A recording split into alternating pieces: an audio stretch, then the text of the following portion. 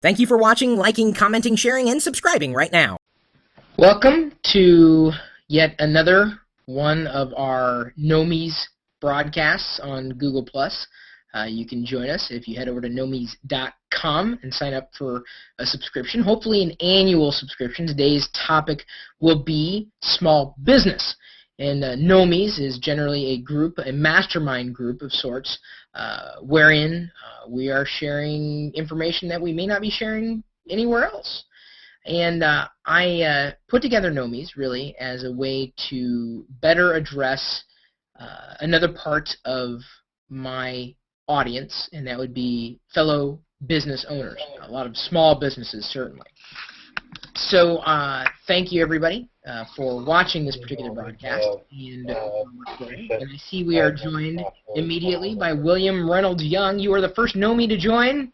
Welcome aboard. Hello. And even if you don't have questions, the way this played out yesterday, or sorry, not yesterday, I give that just right. The way it played out last week, I ended up just talking for about an hour's time about internet entrepreneurship and topics thereabout. But this week, I wanted to talk specifically about social media and small business. It's my hope to be able to invite more small business owners into Nomies, because it's the advice that Nomies can give them that could get them further ahead. It's less about talking to other geeks and really about elevating intelligence within our community to help small businesses do business. And social media is certainly a part of that. So I'm going to wait to see if a few more people will join. And I know that I shared the link. All Nomies in the Nomies circle should be able to see this particular post. I'll be sure to post it to our Nomies Facebook group.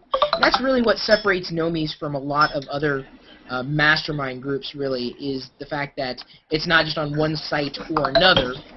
We've got a discussion list. We've got the Facebook group, the LinkedIn group.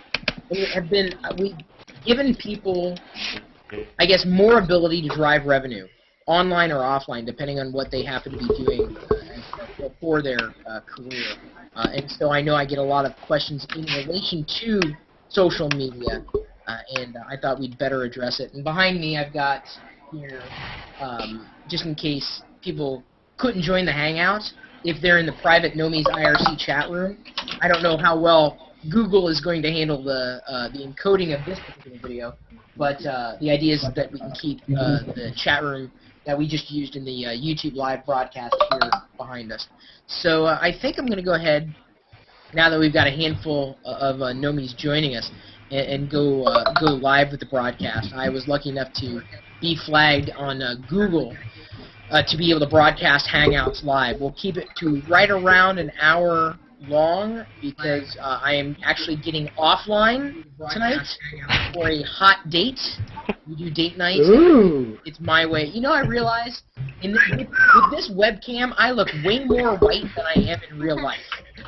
Oh. Could be your lighting. It's Could not be a a lighting issue. I mean, I don't get a lot of sun. Don't get me wrong, but this is definitely this is the light that's really casting me. Ooh, skin tone. All right, so let's go ahead, and I'm going to post this broadcast publicly, so anybody's going to be able to watch.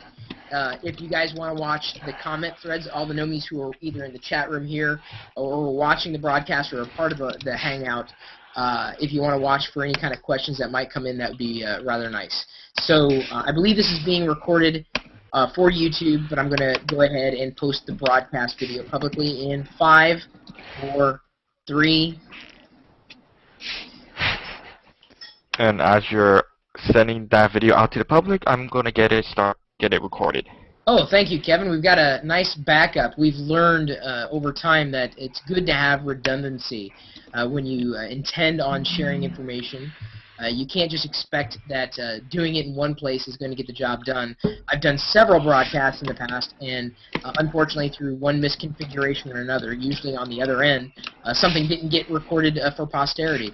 So if you have joined the Hangout, my fellow Nomies, those who have registered on nomies.com, if you're using your keyboard, just go ahead and slide your microphone down a little lower, otherwise your keyboard will kind of overpower everybody who might be asking questions or talking about the topic at hand. And today, it is social media and small business. It's been my hope to help so many small businesses, as I've been doing over the years. I've had so many success stories, people coming to me after they've sold their companies to other companies saying, thank you for writing that book, thank you for making that blog post, thank you for saying what you said. I've helped so many businesses, and that's really my drive behind Nomies. It's less about engaging the people who already know the things that I know or might already have formed their own opinions, and really about helping people along their way and using technology as a path to success. And this is what I've done. I mean, someone on Google Plus actually commented on the video that we just streamed live on YouTube saying, what's your job? Is this your job? If not, what is it? Please respond. And yeah, I guess this is my job, to be able to sit here and talk to people and share my advice, whether it's in a Google Plus Hangout with you guys, or whether it's in a YouTube broadcast, whether it's in our private groups for Nomies, or even speaking at various events. People have asked for my advice, and sometimes all you need is just a little bit of advice to really get you over that hump. That was kind of my drive behind doing the webinar, looking at people's websites this week.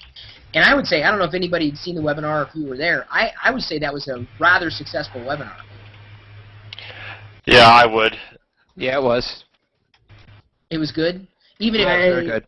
I haven't gotten a chance to take a look at it. It's okay. Even if I didn't feature someone's website in the webinar, kind of giving feedback, saying suggestions, you could look at another person's website and get ideas for your own website. And I would say that if you don't have a website, you're nowhere. Even if you have like a local business. And we went through at least, I remember one local business. It was like some kind of, oh gosh, what was it?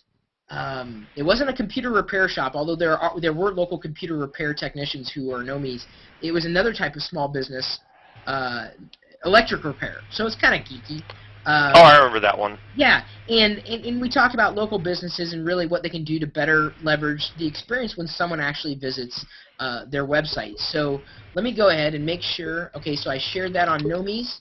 And since we're broadcasting, I want to make sure people who are following me on Google Plus can see it, and who are following on Twitter can see it, and then certainly who are following us on Facebook can see it.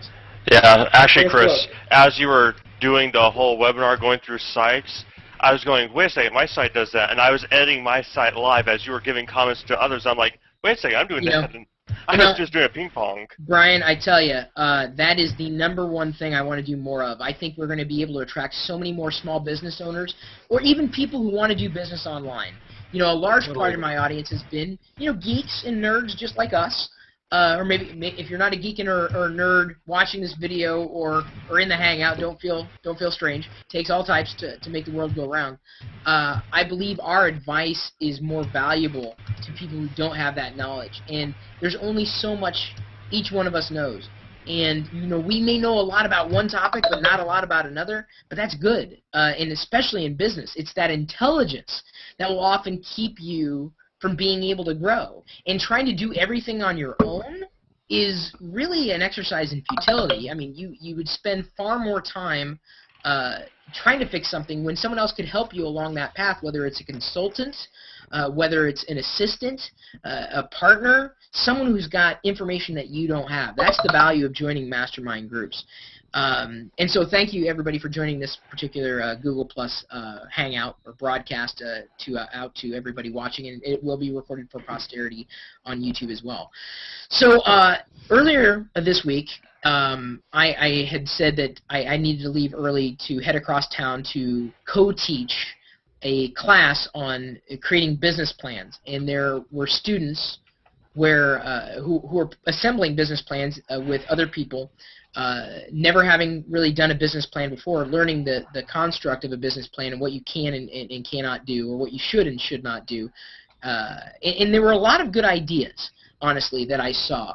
And in every one of these presentations, and I am not a fan of PowerPoint at all, but in every one of these presentations, they, in the marketing plan, stated, well, we're going to be on Twitter, we're going to be on Facebook, and that's all it was. In doing that, they had identified that, they knew that Twitter and Facebook were important, this world of social media, but they had no strategy.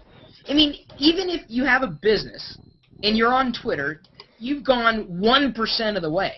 99% is engagement. And this discussion came up in the Nomies LinkedIn group this week, talking about how do you really effectively track I guess, who's, your accelerants, who are your most conversational community members. And, my response was, I get to know people for their names. It's my goal to attract 10,000 small business owners into Nomies. And I would like to believe that I can get to the point where I will know people by name and be able to associate them with their business, whether your business is dry cleaning, whether they're a restaurant owner, whether they, shine shoes, whether they are sommelier, whether they, whatever they happen to do. There's so many businesses in the world, and I believe that social media can help every single one of them, so long as you understand social media's role. Just getting onto Twitter or Facebook or YouTube or Google+, it's a small fraction compared to the strategy. And so many companies would be inclined to use social media as a way of advertising, and that's fine. And I do as well. I promote the content that we create in my small business. That's the way that I happen to use it. But just being on Twitter and having a presence there is part of the story. Engaging your community or discovering your community, who's talking about you, who's not talking about you, I would say is just as important as getting the word out about what you happen to be doing on your Facebook page, on your Twitter page, Google+, or wherever it happens to be. And that's what I wasn't hearing. I wasn't hearing a lot in their marketing strategy about how they were going to approach social media. So it was, to me, there was a disconnect between the tools and how to effectively use the tools. You don't use Twitter to get information out and not respond, or not giving your followers something that they would value. So when we use Twitter, whether it's through my account or the official business's account, it's usually to give value to the person who might be following us. Now, granted, I'm very lucky to have more than 12 people following me, but for the most part, they're interested in what I have to share. And that's usually information, whether it's tech information or now starting to really open up, and instead of just working with companies on a one-on-one basis, sharing this kind of general information with people. So that's something that, and you guys feel free to jump in. How do you effectively explain that getting on social media is barely the beginning? It's barely scratching the surface. Unless you don't want to jump in, and I can continue. So what's your question again? How do you get them over the hump? They get on. Where do they go from there? Where's the real step one? Well, the real step one, I think, with social media is 3 steps: connect, engage, and build a relationship.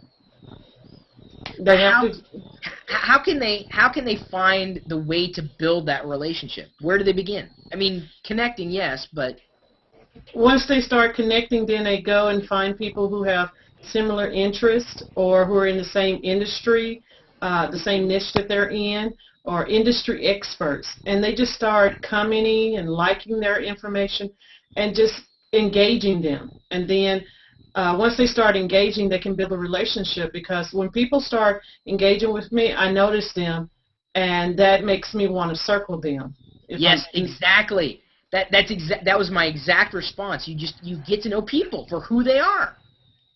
And also, on Cam's Hangout the other day, we went over this. Allow it to happen organically. Create your first connection, a true, honest connection, person to person. That becomes 5 connections. That becomes 10 connections, and allow it to grow organically. And more people will pay attention to that because of the fact that it's happening real. Yeah. Well, organic growth, I think, is the foundation for my business, or any part of my businesses that I've done over the years. I would say one business, but several business ideas that I've been able to evolve. It's been organic because putting something out there that's contrived isn't going to stick, or it's not going to stick for very long. And those connections that you're making would be loose at best. Making that connection and leveraging my own personality to further engage, it scales to my business model. But what I would ask you, Kim, or anybody else really in this ad hoc panel of Nomies,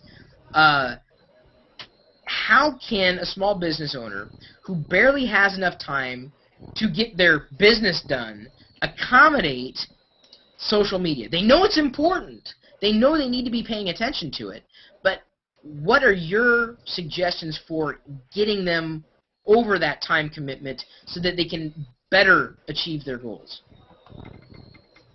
They can do one of two things. They can either hire out, outsource it, which is one of the easiest things to do sometimes if you get the right person, or they can just start with a small amount of time every day and then grow from there. So they can say 15 minutes in twice a day and then just grow from there. Yeah, that's I would say it's close to what I recommend. And that's along the lines of finding the people who love you the most, finding your biggest supporters. And if you don't have the ability to do it yourself, sometimes having them help you do it because they already understand the service, the product, the brand, the name, sometimes they're going to be more than willing to kind of throw in, and they may get something from it too. Sometimes that's, a free sandwich every day, sometimes, or every week. Sometimes it's free, service or even a discounted service that they're going to use anyway. Then they become even stronger evangelists for what it is that whatever product or service the small business might happen to be. Finding those evangelists, I think, is absolutely crucial to really understanding what social media is. I would also tend to add in just a little bit that there has to be a value beyond just engagement. The reason why is because a lot of people they will become fans of a business based on what the service that a business provides. But if you're providing an additional value in conjunction with, I would say, motivation to engage for social media, you have a tendency to build that organic connection much faster, as well as leveraging the fact that you're engaging within your business. And a business should be focusing more at times on marketing than on the actual business, because if people don't know you're there, then the doors don't stay open. Yeah, usually it's a bigger problem when they don't know you're there. Then I guess kind of as a follow-up would be like, once you got your audience, how do you keep it? That's part of the engagement process, isn't it? Maintaining content. Yeah, well, it's not just content, but you could go the affinity route. So certainly, if you're talking about a localized business or something that's hyper-local, neighborhood restaurants or some kind of service shop, getting onto Foursquare and engaging on Foursquare, if only to publish specials. There are people like myself who might be in a neighborhood that I don't frequent, and I may scroll through to say, hey, what are the specials going on right now on my smartphone? And, what's going to pop out? Oh, if I go here and simply check in, I might get X% off my bill. That takes virtually no time to set up. And in terms of the value, you would rather attract a customer at 10% off than never having that customer at all. The lost opportunity cost is a big factor in business, and really that potential customer that you could convert not just that first time, but if you give them a good experience, which you should be doing anyway with a business, Sure. they may come back again and again and again, and then of course that you parlay that with word-of-mouth marketing, and word of mouth is a great thing to have. You can never count on it, but it goes back to what is good marketing. Well, good marketing is having a good product or service. You could pay a company $1 million to give you good marketing strategies, but ultimately, if you don't have a good message or product or service, it's not going to stick. Yeah, it was just interesting to me to see that even would-be business owners or creators know that social media is important, but beyond that, the strategy is just it's piecemeal. And I know there are companies out there that can help. I mean, as Kim pointed out, there are companies out there that can definitely help guide you along. In fact, I think, Kim, that's part of what your business does, correct? Yes, that is. We take the pain out of social media for business owners. But it's so important because time is important. I'm reminded of the Fifth Element quote. What is it? Time not important, only life important. Well, Love it. social media is life, and I think we all understand this, but it's not just, posting random pictures of a cat or a dog to a Twitter account. It's connecting, and I think, directly engaging.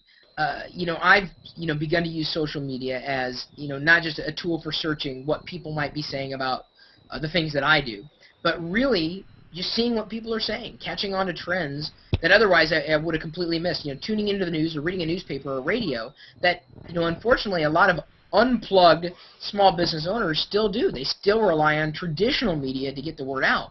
But if you set the stage properly, if you've got a brand and story that people can believe in and latch onto, and you give them the freedom to do something with that, they are more than happy to kind of help get the word out about what it is that you're doing, if it's legitimate, if it's something of value to them, and if they certainly want to see your business survive, if you're doing something that really benefits them beyond what someone else may do. I mean, imagine if there are, just for example, 2 bakeries, okay?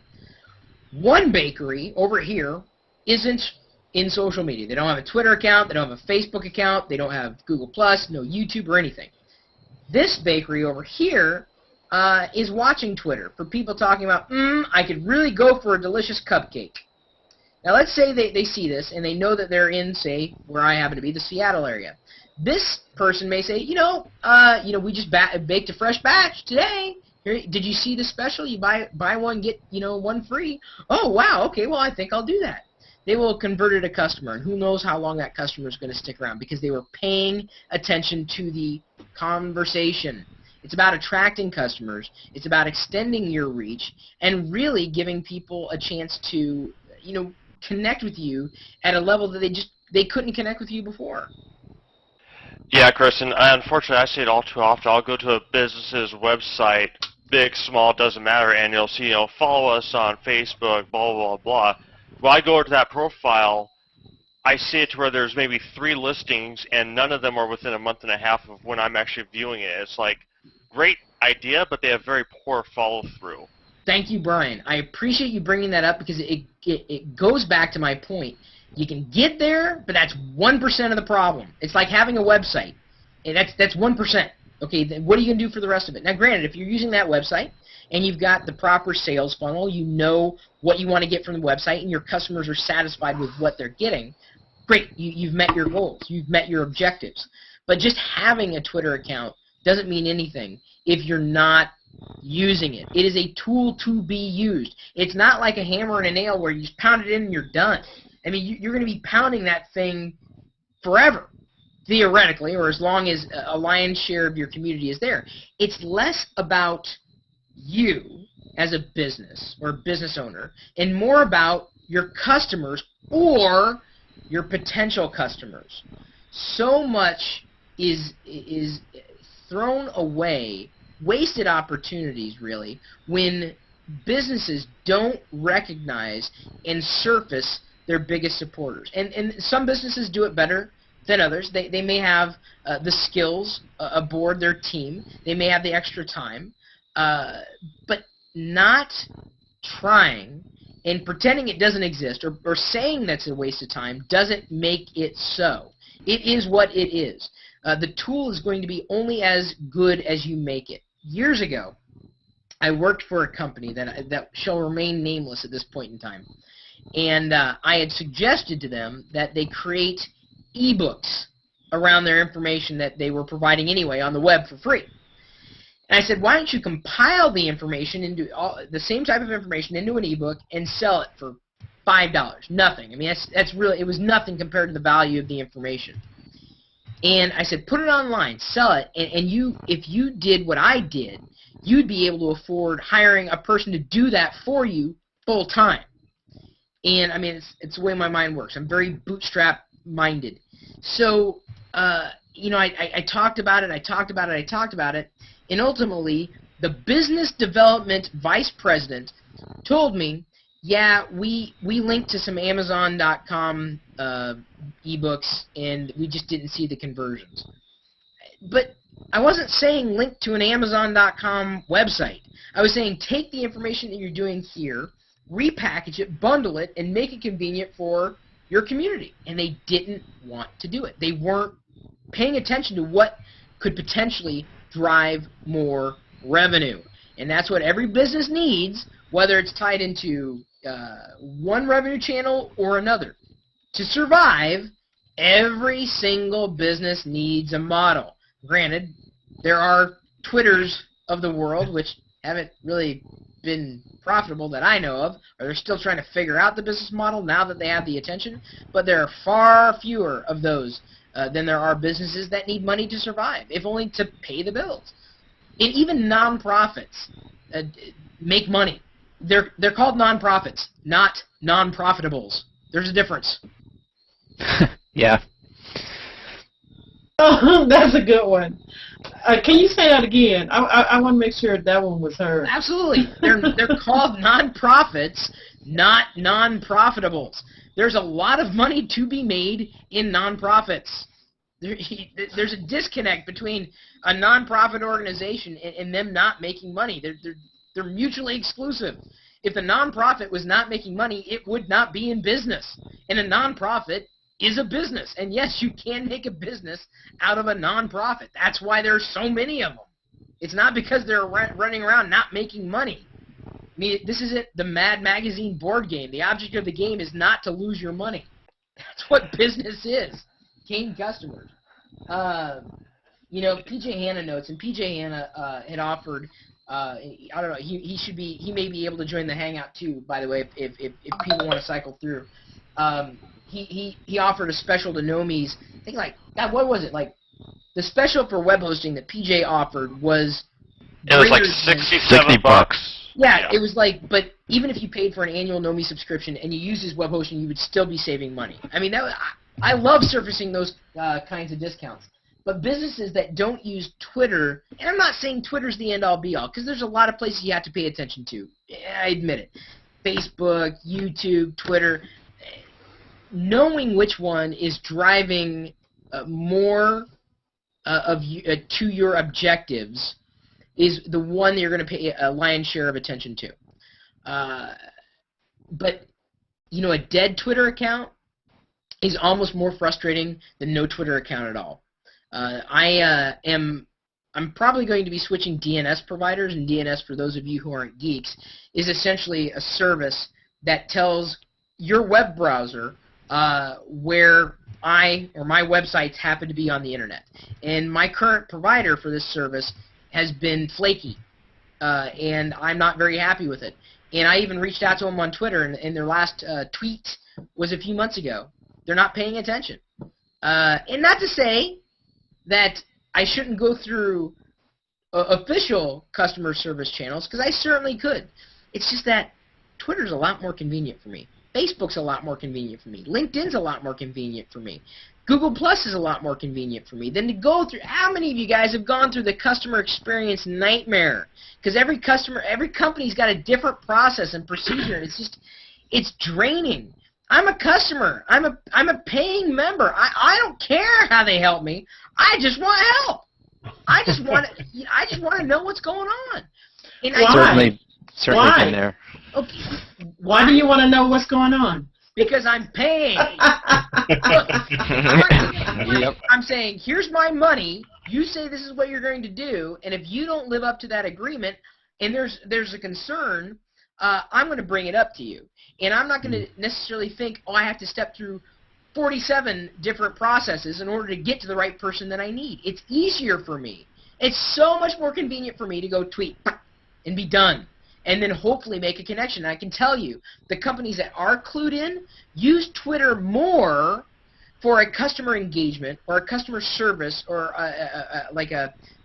what would be a CRM, maybe going a bit too far, but engaging customers and using it as a support channel more than marketing. And that's, I think, the biggest disconnect when putting social media into a marketing plan, is recognizing that, yes, you can use social media for marketing, but its strength is really in the engagement or customer service arena. And if you're not paying attention to your customers, good luck, because that's who pays the bills. Your customers pay the bills. going through a CM customer service thing, I very much dislike it when you say, I've done this, I've done this, I've done this. What's the first thing out of their mouths? Well, go to our facts page. They list the top 10 things on our facts. I'm like, I just told you I already checked that. Versus going onto a Twitter or something and you get a 5-word response that perfectly answers your thing in, one day. It's so much better. I also like the business model of when they use things like Foursquare or services like that, to where you go in and they say, oh, wait, you've been here 5 times. We'll offer you a discount just because we recognize that fact. Versus being like, here's a week, buy one, get one free. If you engage the person and say, we value your business, and just because of that, here's the deal that no one else is getting. Yeah, but very few businesses have figured that out. And I think it may be generational, maybe it's not generational. As a business owner, I'm very lucky to be connected to the internet and to understand its power. And if it weren't for the internet, I don't know if I would have a business. But there are more businesses who don't understand what the internet can provide than there are businesses who do understand, which is a strength, say, for if you happen to have that expertise, because that's valuable. I mean, it's not a commodity in the marketplace if you have knowledge that somebody else doesn't that can help them get from point A to point B. What I think the hurdle with social media is it's too confusing, it's too difficult, and to me, you almost have to make it difficult.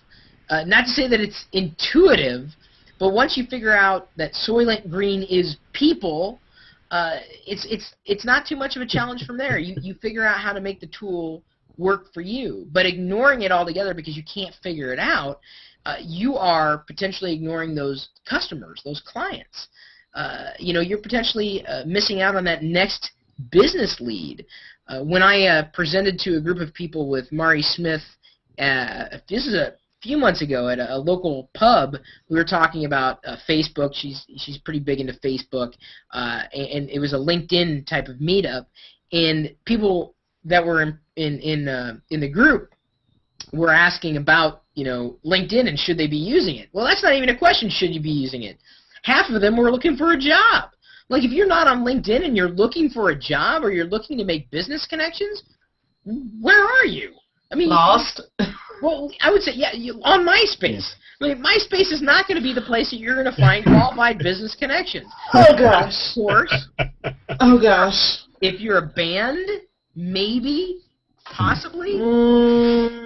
Yeah, But Chris, isn't that more of businesses or whoever they're trying to make it more complicated than it is. They're thinking there's too much to it, and it's a very closed-minded operation to whereas, like, people that know it, it's a very fluid motion. It's very native to thinking. Human beings, and we all have this, we have a fear of the unknown. We all do. Years ago, before the iPad launched, alleged industry experts, and I'm not talking about anybody here, we're saying that the iPad was going to be a colossal failure. Oh, it doesn't have a camera, and there's no need for it. We have laptops and netbooks, and the iPad will be a failure. Well, it turns out they were idiots.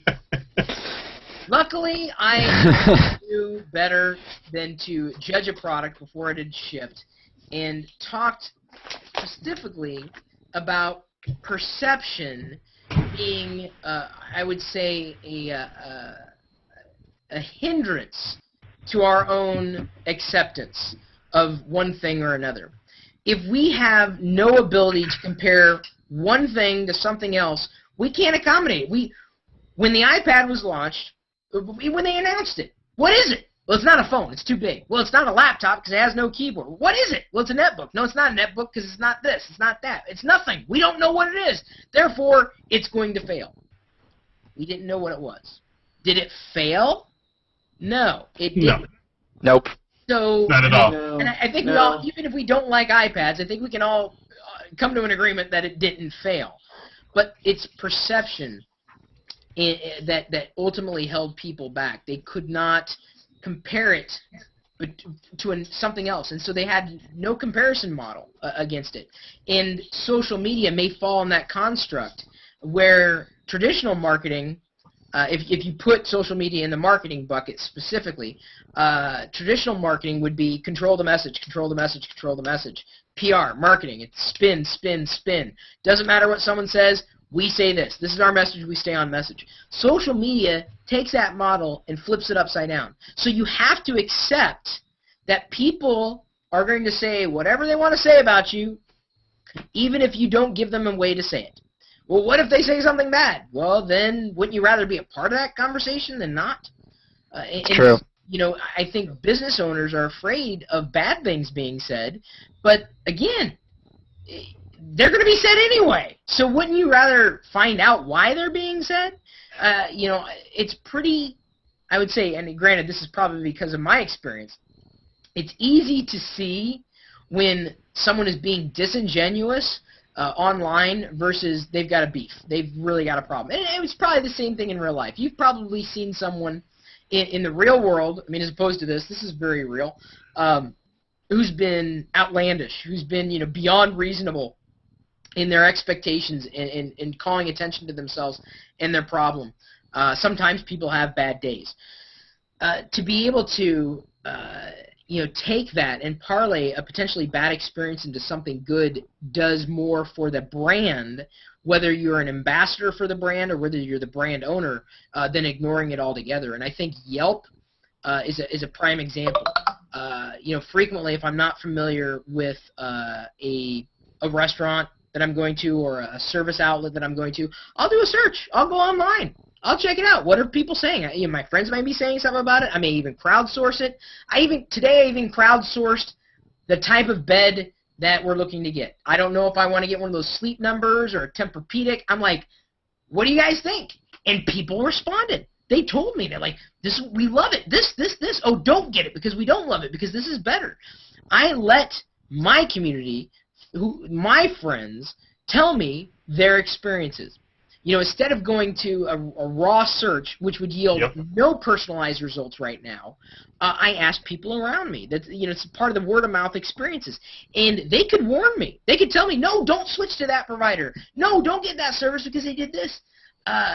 You know, if the people or the businesses responsible were smart, they would have picked up on it and said, hey, Chris, we see you're interested in our product. Why don't you go ahead and drop me an email, let me know if you have any questions. Wow, holy cow. The business wants my business. That's amazing. Who wouldn't want that kind of engagement with the products and services that you're already getting? You know, nobody wants to call a company because they want to talk to a robot today, unless, of course, it's a robot company.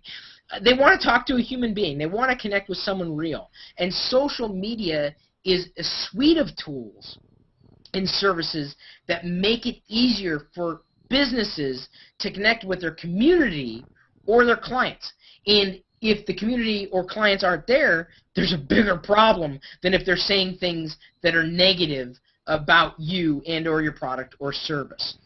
You know, the Yelp thing is an example. So many managers will bury their heads in the sand, ignoring really, I would say, legitimate problems that are not just coming, you know, individually. I mean, usually, you know, sometimes there's a random person who was obviously just off his or her rocker when they posted a review. But you look at the trends, like, okay, generally speaking, this seems to be okay. These seem to be very well thought out reviews, good or bad. But when someone who's responsible doesn't pay attention to what's being shared, and it's something that's potentially detrimental to the brand, that says a lot to me. That says, oh, they're not paying attention to what someone happens to be saying about them. Whether their whole business is offline or online, the internet is not going away. Social media is as much as a fad as communicating. Hey, Chris, it's interesting that you brought that up because there's a certain cable company, I'm not going to say the name, that has a dedicated division to watching social media for negative commentary, and that division specifically is purposed for communicating with the individuals who are posting those comments, and they direct message them and try to resolve the issues. They're starting to get it, but they're using the social media as like a goalie or defense for anything being negatively said about the company. And it's okay to say the company name. You're talking Time about Warner. something. Oh, really? Yes. Wow. So they follow the lead of Frank Eliason from Comcast, who's no longer with Comcast but Citi. Yeah, I was just going to say, are you talking about Comcast? But you said That's what I thought. Yeah, that's what I thought. Comcast. Yeah. But Comcast, it wasn't Comcast who got it. That's I think the bigger part of the story. Comcast didn't get it. Frank Eliason got it. An individual at the company got it, and from there inspired other. Oh, well, it's working for Comcast. Oh, we better do the same thing. Yeah. What is this Twitter thing? I thought it was a fad. Is this like MySpace? Do I need animated GIFs and things? What is this, Google Plus? Yeah, it's at least they're using it, and at least they're going to where their community is, going to where their customers are. And the traditional service model is bring them into your system, which can be controlled, certainly, to a certain degree, but pull them in and give them a good experience there. They're going to ask for those things on Twitter, potentially, or even Facebook, although Facebook's a bit more difficult to track. It's a completely different type of tool. Facebook is very difficult to use as someone who has a brand or is trying to engage their supporters, if only because brand engagement, despite the numbers, is very, very, very low. IRC, so Tech Guru, I'm seeing in the chat here, Tech Guru is asking, is it a good idea to start a computer repair? I want to make it cheaper to do repairs. Well, be careful, dude. Cheap isn't always good. Now, cheap may give you a leg up on the competition in terms of being cheap, but if you happen to get overbooked and all your time is spent on fixing people's computers and you can't even afford to pay your bills, cheap wasn't the right way to go. Playing with pricing is very tricky, especially if there are people in your area who could potentially do the job better, who have more people to address those problems, or who are doing something very similar. Doing computer repair, a really good business, is probably going to work best if you're very hyper-local and you build up customers based on referrals and trust. Instead of sending them to, or instead of having other people send them to bigger stores, you'd want to network with other small business owners who would be complementary to the services you would provide to get those new customers, whether that's a local ISP, whether that's some other type of group that may have problems that crop up. They could use you as a personalized referral. It's not a bad idea to start up a computer repair business, but just make sure you know what you're getting into. There are a lot of people who are doing it, and it doesn't mean that you couldn't. You could certainly do it better than some other people might, but you have to define exactly how much your time is worth, and if that value comes out higher than what you are charging customers, you're going to go out of business real soon. Even if people could afford you at a cheaper rate, your time would be full, and then people would be upset and they'd go to your competition, which could provide better service. You're better off providing a higher quality level of service that people are going to talk about than always worrying about the cheaper rates, or providing incentives that say the first time I fix your computer, it's this price. The second time, it's this price. The third time, it's lower than the second price because you are a regular customer at that point, and I want to make sure you're taken care of. Or if you give a direct referral to another customer, I'll take X% off your next payment. So you parlay those relationships into more relationships. That's the value of doing things like in social networking, whether it's LinkedIn, Google+, YouTube to a certain degree, Twitter, or really anything else. Do we have any other questions, by the way, on the topic of social media and small businesses? Chris, I think there's some in the chat on the Google Plus page. Okay. Oh, I'm not seeing it, so I can't. Who is it? Who's asking the question? Checking.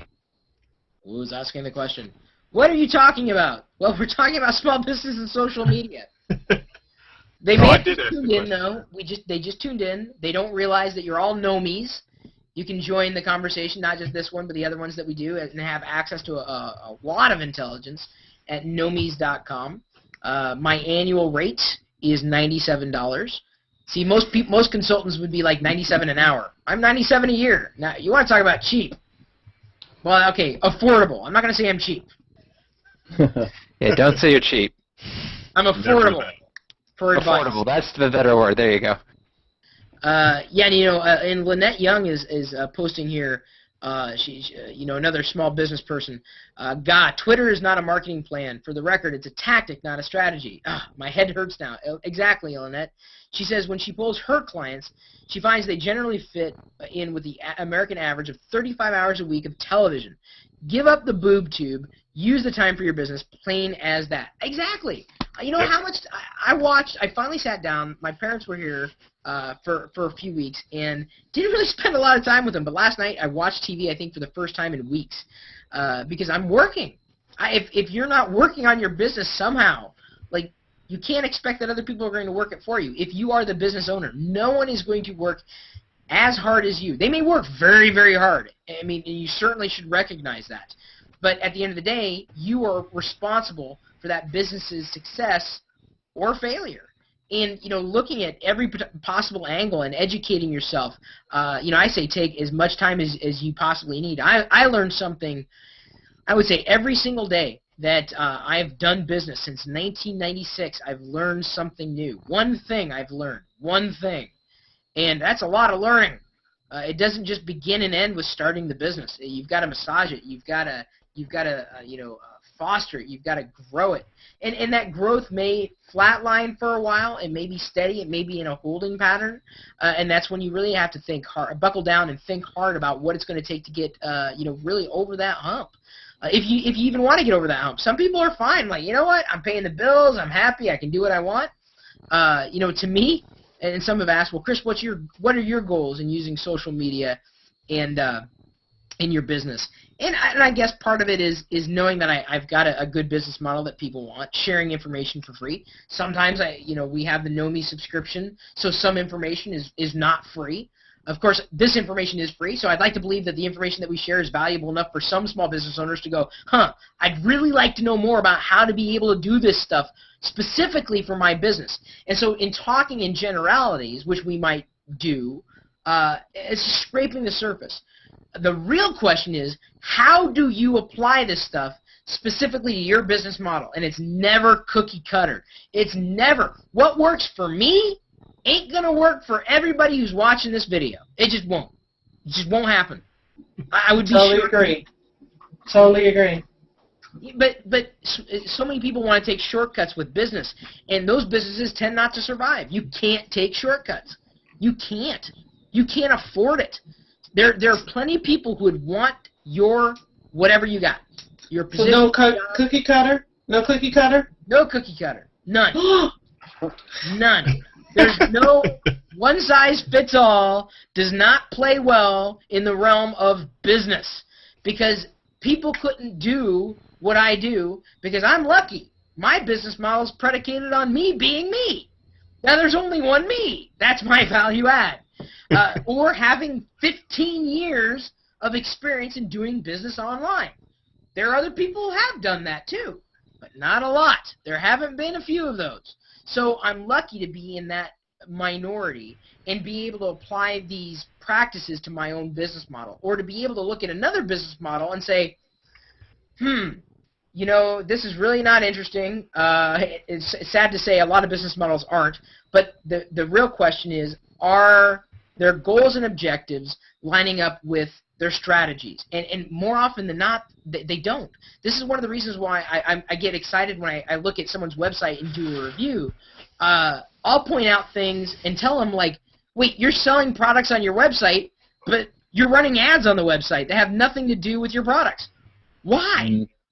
Don't move this, do this here, put this here, put this here. And based on the feedback, we have a magician who's a part of the Know Me's community who took that feedback during that broadcast and within an hour had redone the flow of his website. It was easy to do with the templates that he had set up, apparently, but it was a completely different website. And that website, when I looked at it, showed me that he was trying to sell a product. And my hope is that he'll be able to convert a lot more people who visit his website to see one product or another, better than he could before. So just getting a website there, getting a Twitter account, getting something out there is just 1%, dude. That's just scraping the surface. It's not the strategy at all. But isn't the goal of social media as a whole to get engaged with your customer base as well as build up your following and connections to expand your reach? For example, like I use an example of the people who buy these Twitter followers to try and reach new people. I just don't understand the concept at all, because you're not connected to anybody other than the fact that you have a number attached to your Twitter, and that is just ridiculous to me. You know, thank you so much for bringing that up, because numbers are irrelevant. Go back to high school math. Thank you. Thank you. I didn't realize it was words of wisdom, but think back to your grade school math, and I could barely remember it. I'm horrible at numbers. But I remember the teacher always getting mad at saying, label your numbers. Label them. That's important. I'm like, why do I need to label my numbers? Having 1,000 followers on Twitter could very well be more valuable than having 10,000 followers on Twitter, if those 1,000 followers are very engaged versus the 10,000 followers which are loosely engaged or barely even understand why they followed you in the first place. Numbers mean nothing. The only numbers that should count are the numbers of people who understand your brand, who are engaged with you, and who want your product or service. Anyone else? That's all they are. They're a number. I don't care if you come to me and say, I've got 1 million followers. Bravo. That's great. What are you doing with them? Are they doing anything with you? You find your 1,000 true fans. You know, this is, you know, should be a huge drive for anybody who's doing business anywhere. Your 1,000 true fans will keep you in business forever. Through a down economy, through an up economy, well, I guess through an up economy it'd be a little easier to manage getting business to survive. The number itself means nothing. It's not about getting the number of followers up. It's getting the number of people who engage you up. When I meet people sometimes in real life, and yes, I do get out of the house every so often, sometimes it's a little humorous. They'll say, Chris, I haven't watched all your videos, I'm sorry. But I always tell them, well, thank God, because, geez, you wouldn't have much of a life if you watched all my videos. Not that I'm saying that if you watch all my videos, you don't have a life. I'm just I'm very prolific with content. I do a lot, and there's a lot of content to watch out there. So it doesn't surprise me at all. I don't feel disheartened. My ego is not that fragile. But what I take away from that is they tell me that they know I do videos, and they know what type of videos I might do. That speaks more to my brand and influence than knowing that they watch every single one of my videos. Even if they tell me they watch all my videos, I know they don't. I mean, even I don't watch. My parents don't even watch all my videos, and they're in some of them. So it's being able to get recognition in your arena of expertise or your marketplace that ultimately is the number you want to chase and grow. Buying followers is worthless. No, I can't say it's not worthless. It's worth money to the people who are selling those followers. But those followers they're cruft. They're worthless. They're nothing. It's nothing. Get that engagement up. Legitimately respond. Interact. This is one of the reasons why I'm really heavy into Google+. No one's on Google+. Really? Really? I'm hanging out with nobody right now. I'm connecting with nobody right now. Who are we? I don't know. And all the people who are commenting, and all the people who are +1ing, and all the people who are on the stream, maybe we're zeros or something. Yeah, really. Makes me wonder. And I know that it was funny. Pedro Ubila said, "Does Chris let other people talk?" When I did this last week, I would always pause for questions, and no one would speak up. So I planned, okay, I'm gonna go on for an hour and hopefully intersperse. Now PJ Hannah's asking how much tweeting and Facebook posting is acceptable to give your clients or followers. To me, it's what your followers can bear. And you guys may have other. I'll sit back if you guys have other suggestions in terms of what PJ, a fellow know me, is asking. Well, I'd say for me, it's just you put your content out there with what you feel comfortable with at first. I've seen a lot of people who it's not them doing the posting because it's too regimented. It's every 15 minutes. It's a quote. It's something that's not necessarily relevant to their brand. And it's not engaging because it's just a flood of the same thing hour after hour. Then you have the other people who almost every single one of their posts is a reply to a question, is a reply to a statement, is a retweet of something relevant to their business. That's the role model that I think I'd want to follow. I think, Chris, it comes down to what you said about spam a while ago. You said people were saying that you were spamming their feed, yet they subscribe to it. If they've subscribed to it, they want it. They should have it. You know, Twitter is probably the most sensitive area to get information out there, whether you're replying to people, which is easier to track, especially if you're being replied to, or sharing information. You know, I'll admit it, I follow 1,000 people on Twitter, and I miss 95% of what they say. I'm always shocked because when I put something out there, something that we've created, content that either they've asked about or we thought was relevant or interesting, knowledge building, you know, something that's certainly core to our values with my particular sets of businesses, you know, sometimes we do post it more than once. And the reason why is because, you know, the chances of you getting a tweet in front of your followers every time you tweet is very, very rare. It's not a very high chance that they're going to see everything that you share on Twitter. It's different with Facebook, with the timeline, being able to scroll down and see things. It's different on Google+. It's certainly different on YouTube. Twitter is probably the place that you have the most amount of freedoms with getting a lot of information out there. Again, so long as it's relevant, so long as it's interesting, so long as it's useful. And generally speaking, you know, what we've learned in our own practice is, you know, mix it up, yes, but also understand that not everybody is going to see every single thing that we have to share every single time. There are people who do, and I'm very grateful for having those people in our community. But it's like the people who say that I say too much or I write too much on Google+. I tell them, well, you need to circle more people, because I'm not the only one sharing things. Circle our Nomies. I guess I shared the Nomie circle earlier. Did your notifications explode, Nomies? When you got Yes. Yep. Yes. Yes. Yes. Push me over my next goal. Push me over my next goal. No, just kidding. If you want more, to go back to the organic followers, if you want more organic followers, when you subscribe to Nomies, you get added to the Nomies circle and you get followed on Twitter and so on and so forth. Then when I share that circle publicly, people add, whether they're fellow Nomies or anybody else, so you get more organically grown audience or potential people that can convert into friends.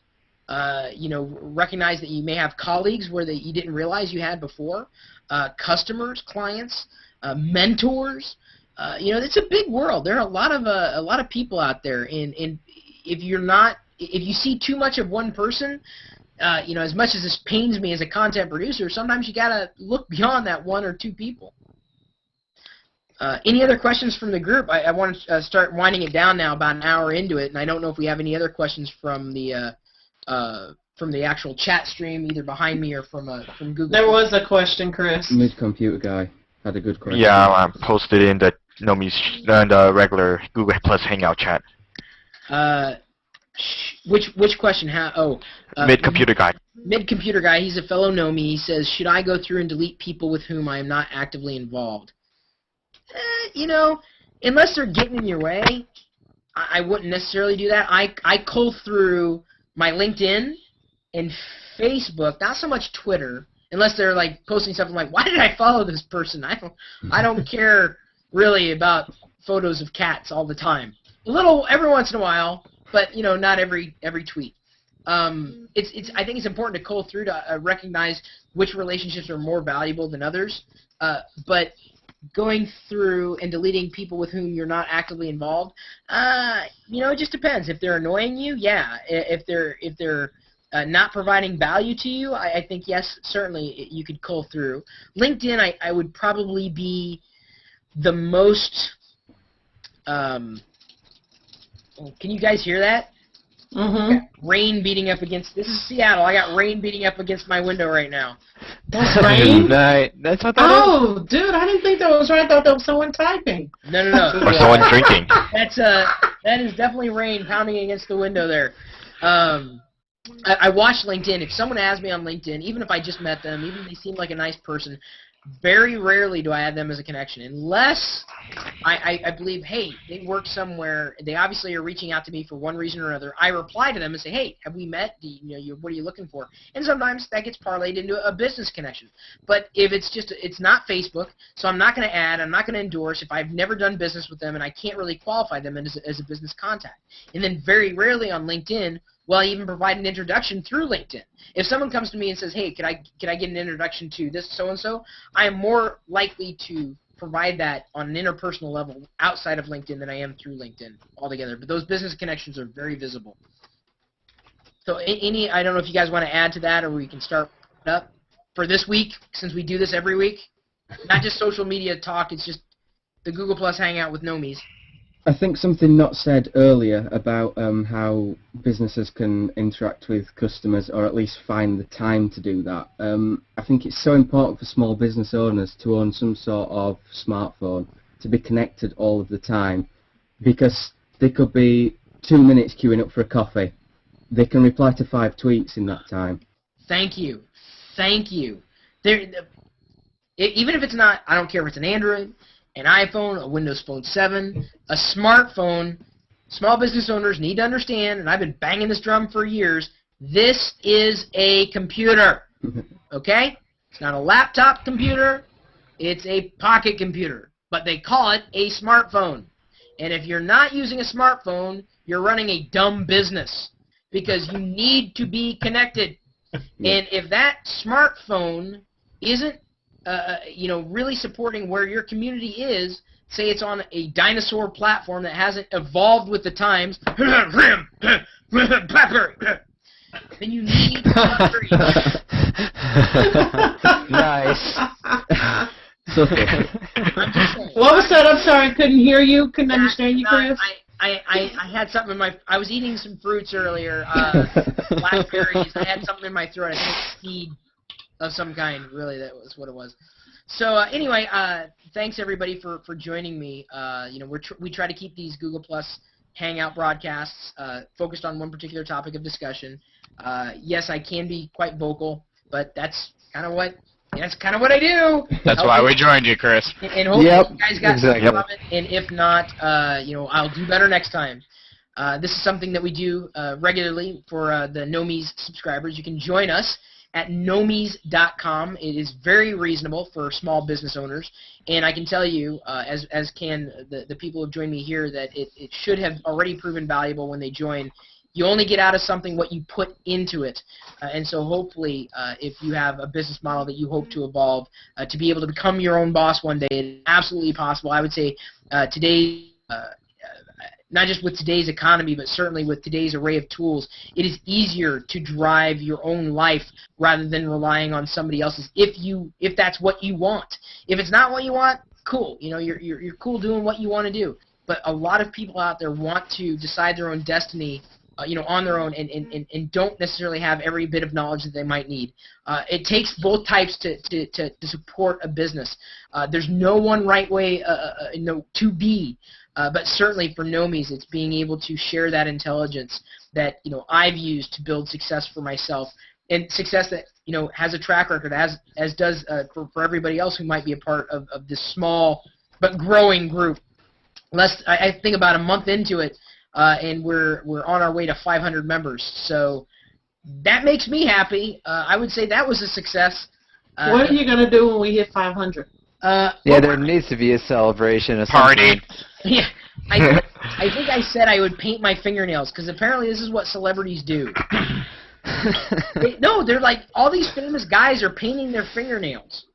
Don't do it. Whatever floats your boat, I guess, There's no pain in that. Like you played Minecraft when you hit 250. But you don't think this was painful enough? This was painful. Just in a different way, mentally drained. I got brains oozing out of my ears here. Anyway, so everybody, the conversation, of course, does continue. either in your own communities or within the Nomies community. We've got the Facebook group, the LinkedIn group. We've got a private email discussion list for business. Plenty of tips and tricks. We've got some webinars we've already uploaded to our Nomies site, including the webinar on YouTube success, and as well as the webinar we did this week on analyzing people's websites to make them optimal for their goals and objectives. And we're doing this constantly. This is really less of a mastermind group, more of a mastermind community with a community involvement and feel, and we'd certainly be better off with more small business owners joining us rather than sitting on the sidelines wondering what they need to do next with their small business. You can ask us, and we may be able to help get you over that hump. Not just me, but the people who weren't able to talk or get a word in edgewise with me sitting in front of the camera.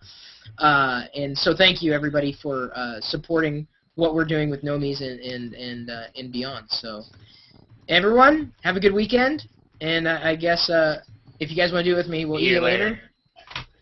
Good talk. Awesome.